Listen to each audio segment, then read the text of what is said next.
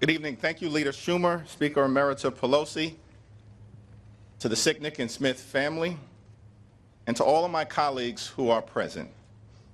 Today we gather here on the steps of the United States Congress, the citadel of our democracy, to commemorate the solemn 5-year anniversary of the violent insurrection incited by Donald Trump to overturn the results of a free and fair election.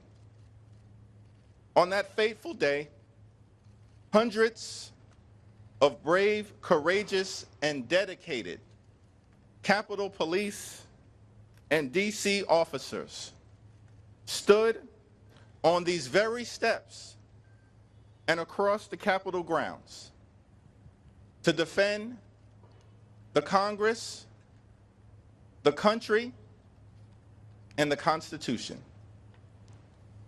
They were outnumbered by a violent mob, but never overwhelmed by the seriousness of the moment. For more than 5 hours, they were forced to engage in hand-to-hand combat, confronting thousands of bloodthirsty rioters who were unleashed by Donald Trump.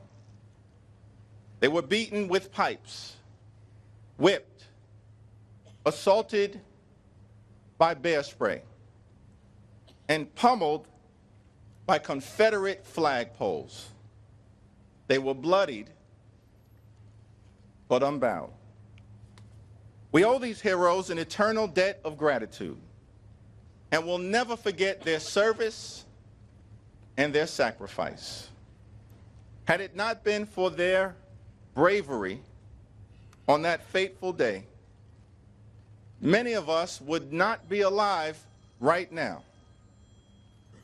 standing on these Capitol steps, continuing to serve our nation. And I have a simple message for the violent mob of insurrectionists. Donald Trump may have pardoned your crimes, but only God can pardon your sin.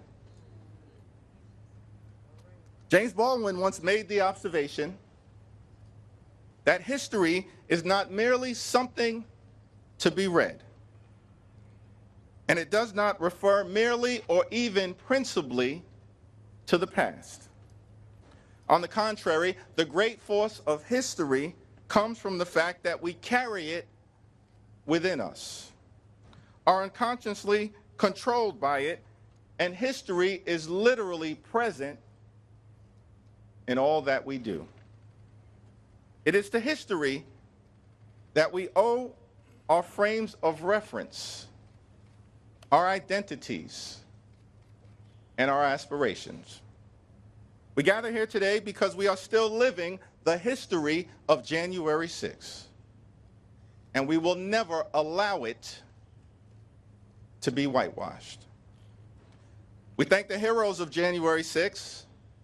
We remember those whose lives were lost, aspire to be a better nation, and make clear to the election deniers that we will never allow a violent insurrection to take place on American soil again. Today, we are joined by the families of officers Brian Sicknick and Jeffrey Smith. Gladys, Ken, and Aaron, thank you so much for your presence here today and for your continued strength and patriotism. Now I ask everyone to join us in a moment of silence to remember those whose lives were lost as a result of the tragic and horrific events of January 6, 2021.